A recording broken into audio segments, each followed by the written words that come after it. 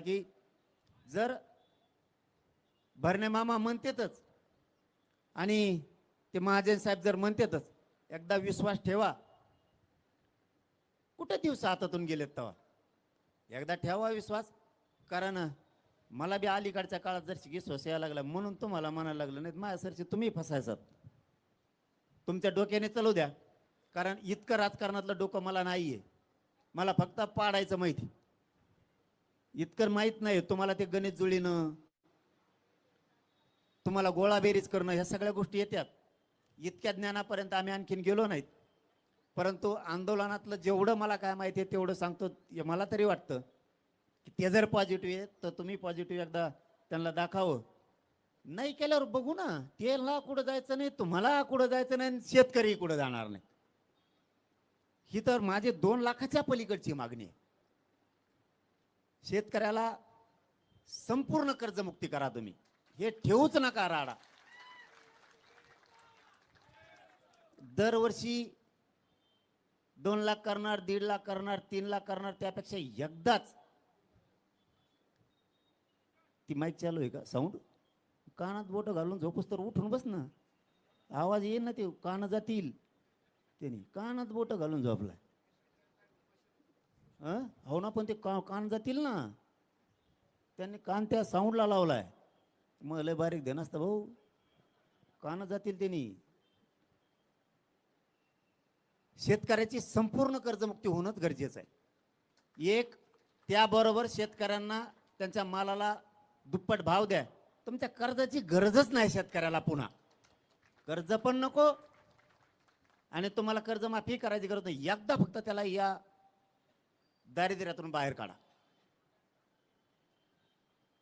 तीही लढाई पुढच्या काळात सुरूच राहणार आहे. मी जास्त न बोलता मला असं वाटतं, तुम्ही एकदा खरंच पुन्हा पुन्हा त्या शब्दावरती येतोय मी, एकदा जर ते म्हणतच असते तर विश्वास ठेवा, ते कुठं जाणार नाहीत. नाही केलं तर बघून घेऊ ना पुन्हा काय करायचं. ते म्हणत असले तर या, पण ते महाजन साहेब येणार असले त्यांचे कोण मात्र पक्क बरं का, मी भरण्या मामावर बोललोय. ते तर कोण ते का वर्गड्यात खाली पडी, ते त्यांचं लय काच का अवघड आहे.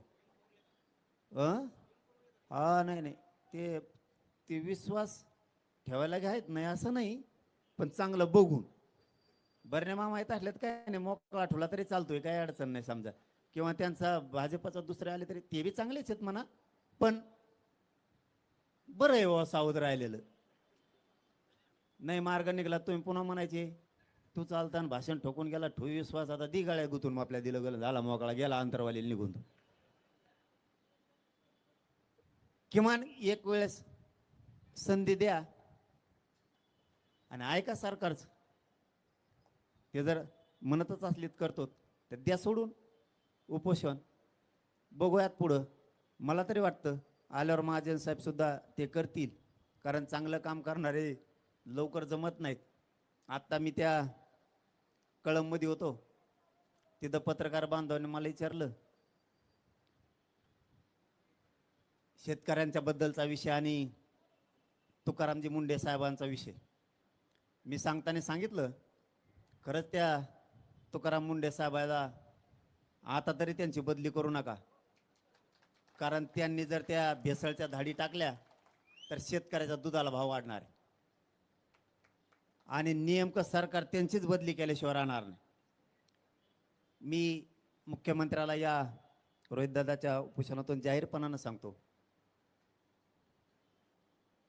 तुकाराम मुंडे साहेबाला 2-3 वर्ष त्याच जागेवर राहू द्या, बदली करू नका, नाही तुमच्या मागं असा लागन मी.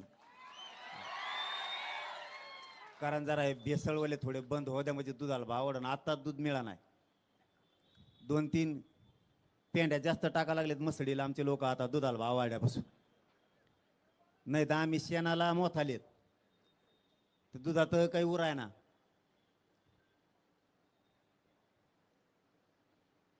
माझं या रोहितदादाच्या उपोषणाच्या बद्दलचं पुन्हा जाताना एक मत आहे, सरकार पॉझिटिव्ह असेल तर विश्वास ठेवा, एकदा संधी द्या.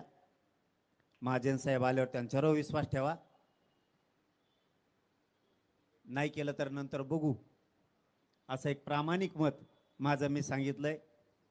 कारण हा मला विश्वास बसायचं कारण पुन्हा एकदा सांगतो, आमचे न निघणारे जे आर काढल्यामुळं मला थोडा विश्वास आलाय. याचा अर्थ मी त्यांचा बी नाही तुमचा बी नाही, दोघाच्या मधी, म्हणजे दोघं कोण कोपरा आम्हाला हाणले ना, दोघं कोपरा आम्हाला झाणतात, विरोधी पक्ष आम्हाला झाणतो आणि सत्ताधारी आम्हालाच कोपरे आणतो. आंदोलन करणाराला, सगळ्याच आंदोलन करणाराला म्हणतोय बरं का मी, एकाच नाही सगळ्याच. मग ते धनगराचा असू द्या, ते मराठ्याचा असू द्या, ते मायक्रो ओबीसीचा असू द्या, दोन्ही आम्हाला चिंगरी दे गरीबाला. पण तुम्ही हे काम हातात घेतलेलं आम्हाला चांगलं पटलं. खरं ते सांगतो, मी बळस्तुती कोणाचीच करत नाही. आपला स्वभाव ते स्वभावाचे. तुम्ही शेतकऱ्यासाठी लढायला लागला, तुमच्याबद्दलचा मेसेज राज्यात चांगला चालला. ते आमच्याजवळ गरीब बोललेले आम्हाला माहित होते, गरीब तुमच्या पोहोचत नाहीत, तुमच्याकडे टप्पू टप्पू लोक पोहोचते. मग ते गरीब गरीब आम्हाला सांगत येत, भाऊ लय भारी काम घेतलं राव हातात, मायले पोरगर लढून काय नू. तुम्हाला पोरग का म्हणणार, पण त्या शब्दात माया आहे गरीबात, ते चाललंय गरीबात तसं आता. पण तुम्ही इमानदारी नाही, तुम्ही त्याच्यात फक्त शेतकऱ्यात तुम्ही बी राजकारण करू नका, नाही तुम्हाला ढकलून देते. लय कलाकार आहे शेत लोक बी लय चित्र आहेत, फुटला की सोडून देतात. आता मात्र प्रतिमा शेतकऱ्यांच्या नजरेत चांगल्या प्रकारची चालली, हे आता रोज आम्ही 2-3 दिवसापासून ऐकतोय. एकदा सरकारला जसं आम्ही पॉझिटिव्ह झालो, आम्हाला तरी सरकार आमच्याबद्दल 100% पॉझिटिव्ह वाटतंय. त्यामुळे मी त्यांच्यावर टीका केली नाही. आणि तुम्ही एकदा विश्वास ठेवा, नाही तर पुढं बघू. तुम्ही शेतकरी, आम्ही शेतकरी, सगळे शेतकरी, बघू मग कोण कोणाला रेटत नाही. ती आपल्याला रेटत नाही, आपण त्याला रेटत नाही. पण एकदा विश्वास ठेवावा. शेवटी जाताना एवढं सांगतो, तब्येतीची मात्र काळजी घ्या.